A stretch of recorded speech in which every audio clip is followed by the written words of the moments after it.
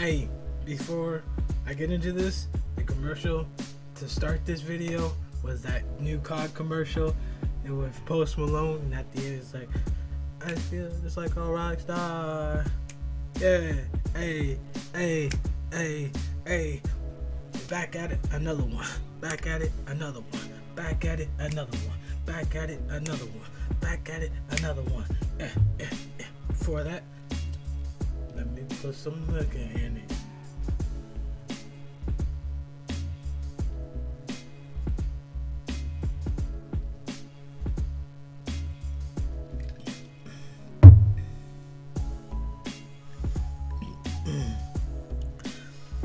What is up, guys? How you guys doing? We are back at it with another reaction video. You guys know what type of reactions these are. I don't need to say it that much anymore. You know, you see it in the titles.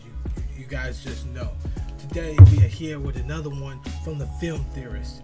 This one is the science, and this one has to do with Spider-Man. Now, the new Spider-Man came out, and I don't have a PlayStation. R.I.P. me, but you know, I'm hearing some good reviews on it. Everybody's liking it. You know, it's what happens when a lot of these companies leave Activision. They have more time to do stuff, so they do more stuff with the game.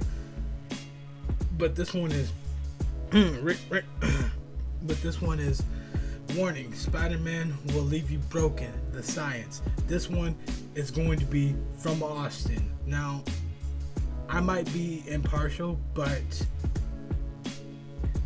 I like Austin a little bit more. I know that's unpopular opinion, but he gets really into the science, and that's probably why I prefer him over MatPat. That's just me, but you know, with all that being said, before that, like I've been saying recently in my videos, hit that subscribe button, help support the channel, hit the like button.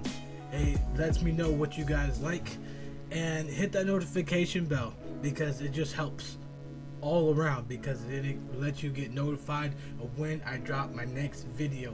Let's get right into this video. Hey, I feel like just a rock star. Yeah, hey, 1, 2, 3, 4. Sorry, I'm just going off the top here. Don't get mad at me. Here we go.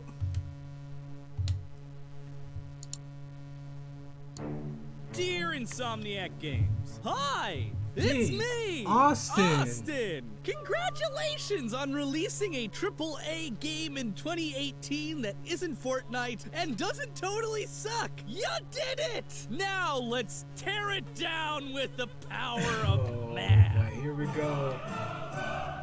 And I mean that let's sincerely. Let's is a contraction of let us. And since this show of mine has pretensions of being educational, today I'm going to give you a step-by-step guide on how to tear down a video game, or honestly, any piece of pop culture. Maybe you're a math teacher at a public school who's burnt out being under the boot heel of Common Core, and you're trying to find ways to stimulate the glassy eyes of students who have checked out ages ago, or maybe you are one of those glassy-eyed students sitting in class right now with your phone on in the back of the room, somehow not getting caught watching YouTube in class, and you desperately want to be shown that there's somehow something more to this meager existence, and that these numbers and symbols on the board can't possibly just be there to torture you. Well, you've come to the right place, because today, together, we're going over the step-by-step process of how I research a topic like this one, and together we're going to prove conclusively that Spider-Man is a vicious killer. Are you ready? Then let's do this. I think they have one with Batman that's kind of similar to this. Correct me. Actually, if you've played the new Spider-Man game, which is super fun, by the way, I don't own it because I don't have a PS4 yet, but I did go to a friend's house and play it for a few hours, and oh my god, just this is what I wanted. Finally, after almost 20 freaking years, we get a Spider-Man game that gets it and surpasses the Activision release for the original PlayStation. This is what web slinging is supposed to feel like. Anyway, I Sorry, I got distracted.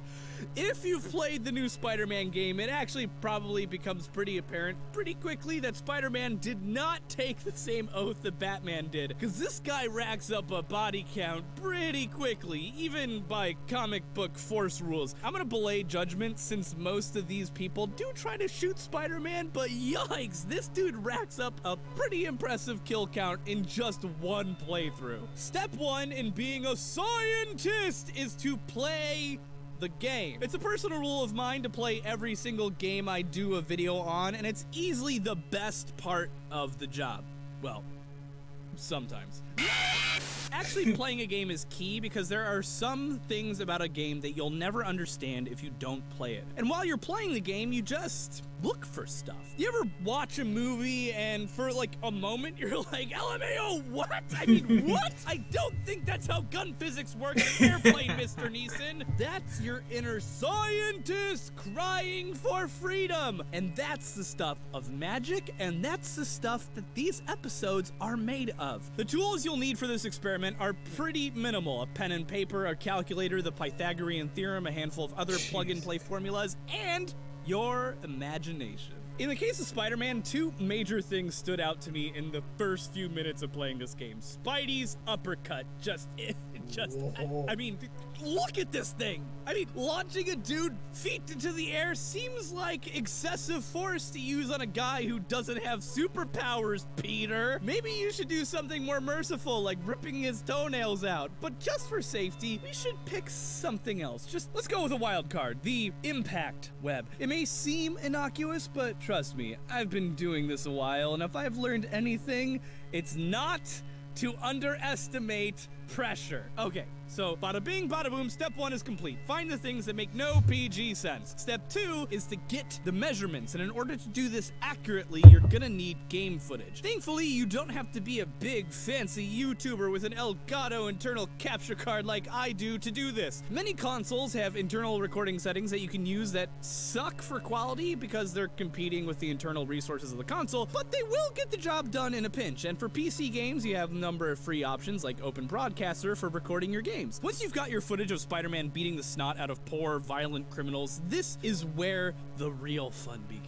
And by real fun, I mean meticulous and painstaking measurements of individual pixels comes in. And thankfully, Spider-Man is probably one of the easiest games for a novice scientist to get started with because, and I've mentioned this before, getting a reliable ruler is one of the most difficult things to do in this line of work. It's probably the thing that Matt and I struggle. Yeah, because, you know, the game doesn't offer a ruler for you to measure and then break down the game in science. They don't usually do that.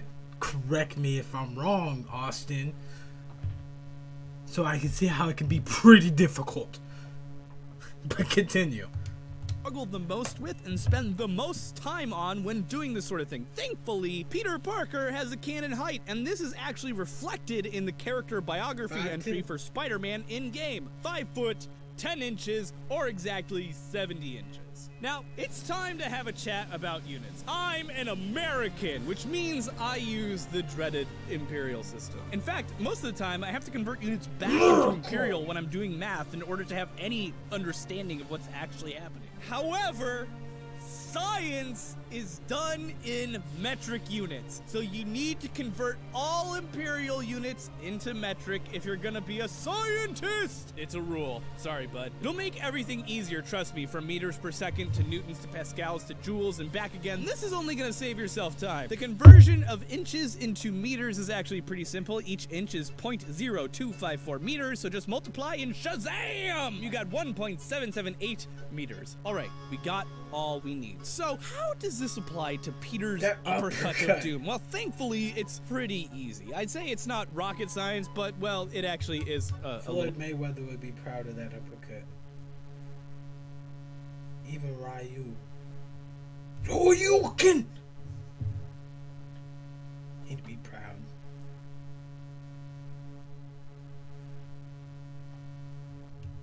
A little bit rocket science. Rocket science is actually a little bit easier than you might think. You see, if we can figure out how high up Peter is punching these guys, we can reverse engineer how much force he's imparting into them. Because once your feet are off the ground, you've only got a few things affecting your movement. You've got gravity pulling you down, and you have your vertical velocity moving you up. Gravity is an acceleration in the opposite direction of your travel, so knowing how high you travel up with only one acceleration force acting on your body, we can easily figure out how much force it took to send you flying. In order to do that, we need to plop our footage into a video editor. I use Premiere Pro, but there are free editors out there for noobs on every platform, like Lightworks, which works on Windows, Mac, and Linux. We need to do this because we're gonna need screenshots that are pixel perfect. We export a frame from the moment of impact and one frame from the moment the guy stops and drag these images into Photoshop, or the free alternative GIMP, which is where we're going to be taking all of our measurements from. Now, in order to get accurate measurements, we're going to have to compensate for how Peter Parker is standing, since height measurements are taken from people standing upright, and this dude is kind of like in a hunched, ready for battle pose. In order to compensate for this, we gotta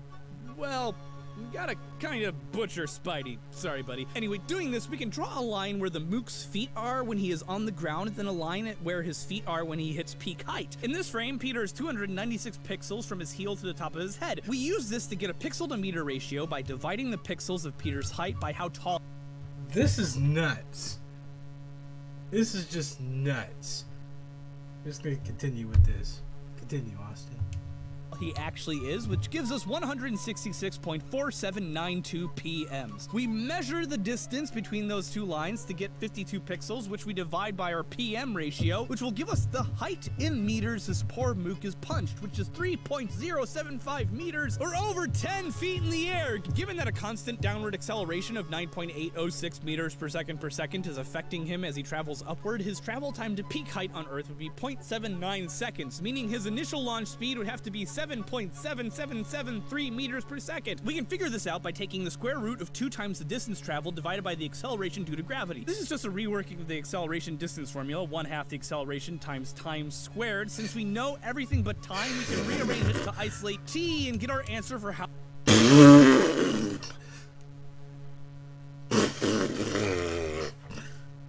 T squared divided by magic sweet. Jesus Christ! I done crap myself as my math teacher came at me like this and done crap myself. Done failed that class, man. This is nuts. But let's keep going. How long travel takes. Our initial speed, therefore, is just time times acceleration, since moving upward and slowing down is just the reverse of moving downward and speeding up, which gives us 7.773 meters per second. Our Spider-Man frame rate is 30 frames per second, and our Mook reaches top speed in just 1 frame, meaning he accelerates from 0 meters per second to 7.773 meters per second in just 0.033333 repeating seconds, giving him an acceleration of 232 meters per second squared. Holy moly! Now here comes the fun part. Let's assume these guys weigh 60 kilograms. They probably weigh more, but this is the most conservative measurement possible. This is always gonna be your best bet. Chances are the results are still gonna be unreal, so might as well cover our butts and err on the side of doing Spidey favors. Anyway, this means taking our trusty F equals ma, force equals mass times acceleration, and plugging in our answers. These dudes have to be hit with a force of 13,979 newtons to pull off that launch speed. But it does not stop there, because that's just the total force. The next stage is pressure, which is force over an area, which is where that would kill you. I mean, I'm not a big Newtons and mathematical person, but I know for a fact something like that would kill you. The real damage is done. Bullets only take about 3,300 newtons of force to launch, but it's their incredible pressure focused on a tiny spot that allows them to cause as much damage as they do. Now, this is some 202 scientist math, but measuring Spidey's knuckle size on the loading screen of the game and knowing that the strike surface of a proper punch is focused on these 2 knuckles right here, we can determine that the strike surface of Spidey's fist is 29.5 square centimeters, roughly. All we have to do now is divide our force here over the area of his fist, and bam! We get a pressure exerted in megapascals. 4.73 megapascals to be exact. 4 times the pressure exerted by teeth from a human bite, so that's nice. That means probably some broken teeth and a cracked jaw, but it gets way worse from there. This energy imparted into the mook doesn't just stop there. It travels along his body, dissipating as it goes. Remember, it's lifting his entire body off the ground, so it passes through a single key area: his neck. The average circumference of an adult male's neck is 43 centimeters. Dividing this by 2 times pi, we can get a radius of this man's neck, which we can use to figure out the area of a cross-section of his neck. This is how engineers do math. They take cross-sections of materials and calculate the forces applied to them. Given an area of 148.37 square centimeters, you know what to do next. Divide the force by the area to get pressure, which gives us 94 kilopascals applied to the neck, which, according to the study from the Naval Aerospace Medical Research Laboratory Detachment entitled Injury Criteria and Human Tolerance for the Neck, is well over the 85 kilopascals determined to be the upper limit of pressure tolerance before the transverse ligament of Atlas snaps. This ligament is responsible for holding the spine at the base of your head together. Immediately after this, you'll experience what's called... You can hear the music in the background kind of speeding him up a little bit. That's why I like Austin, man. Atlanto-occipital dislocation, of which only 30% of cases don't result in immediate and irreversible death. And boom, you did it! And now, a fast one just to show off. Using Spider-Man's height again to get measurements for how wide these roof slats are, we can figure out how fast mooks he's shooting with his impact web are moving. For comparison, here's a video from TAO Fluttermouse of a police beanbag round of comparable size hitting a dummy in the face. Anyway, the slats are 0.7867 meters wide. Boom! Using the loading screen again, we can measure the width of Spidey's web when it leaves his shooter, 16 millimeters at the widest bunchy part. We can then use this to measure the width of the ball he shoots out, which comes out to 39.68 millimeters. Using this, we get an internal volume of 32 cubic centimeters, we'll need that later, and a strike surface of 12 square centimeters. More on that later! I like to use the Pythagorean theorem to get more accurate measurements when I don't have a straight ruler, since pixels can be wonky, and since this mook moves diagonally, we can determine that he's traveling at 28 meters per second and accelerates to his top speed in one frame, giving him an acceleration of 842 meters per second squared, requiring a force of 50,548 newtons to get the ball rolling. Our webbing is measured at moving at about 26 meters per second, but it would actually have to be moving at least 28 because you can't accelerate something to a faster speed than you're moving. Giving the same acceleration time, this means in order to impart this much force, his webbing would have to weigh over 64 kilograms, or 142 pounds, which would give it a density of almost 2 million kilograms per cubic meter. Somewhere around the density is created when a nuclear bomb goes off, but it gets worse. In order to impart these forces, if Spidey's webbing has a density of spiderweb, 1,300 kilograms per cubic meter, it'd have to be moving at 39,600 meters per second, over 100 times the speed of sound, which means it'd be lighting on fire as a compressed air in front of it like a spaceship entering the atmosphere. Not to mention it would create over 40 megapascals of pressure on impact, the impact of a freaking bomb going off. This thing would definitely turn a mook into powder before it launched him off anywhere. And yo, Spider-Man, a real one. That's wild, man. That's somebody you can't just take on then. Like, for real, that's... There you go! You have all the tools you need to become a pedantic internet scientist! And if you're looking for a little bit of extra homework, why don't you figure out the physical properties of Spider-Man hitting someone by swinging an oil drum into their face? Here's the angular velocity formula, which will require you to measure some angles, which you can use a PNG of a compass, and empty steel drums weigh 16.78 kilograms. Put your answers in the comments below. How screwed are these poor, helpless henchmen being beaten to death at the hands of Spider-Man? Sincerely, Austin. Yo, man, that's wild, bro. This is why I like, film theories, because they go above and beyond to figure this out. That was way too much math, man. Way too much. Mostly people just kind of watch it to get to the end because they don't understand what's happening in between. But that just...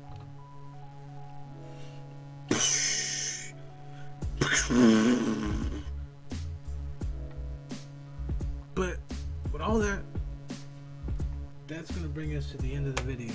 If you guys like this, the like button shows me what you guys like. Hit the subscribe button. It helps grow this channel. And hit the notification bell. it helps the channel overall because it allows you to get notified of when I drop my next video. And all that being said,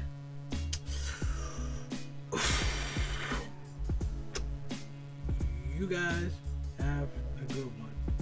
See you in the next one.